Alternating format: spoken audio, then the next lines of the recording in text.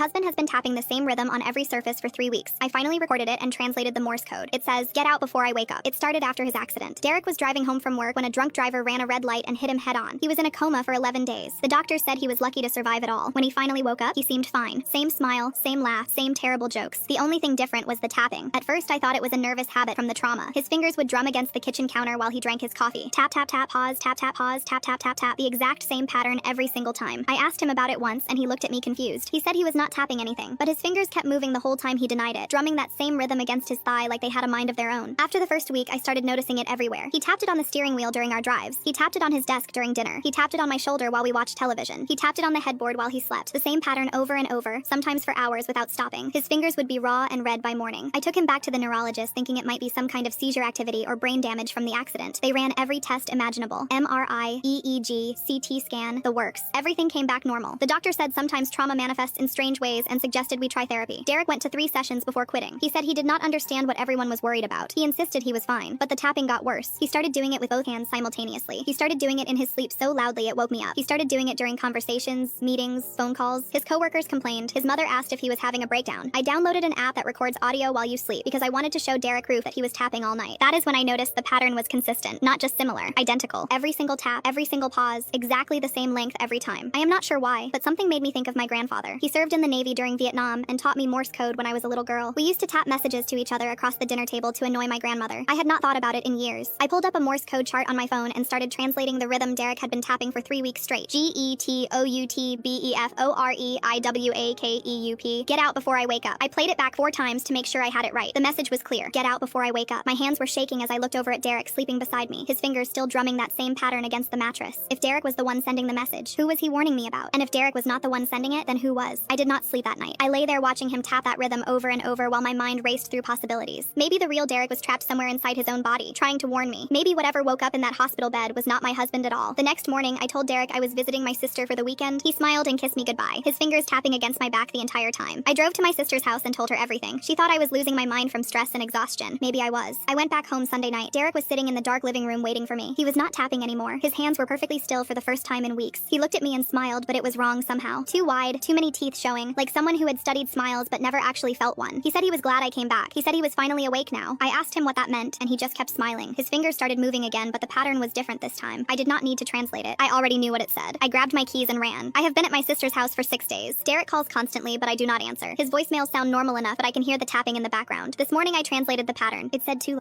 Click the link in my profile to watch the exciting follow-up.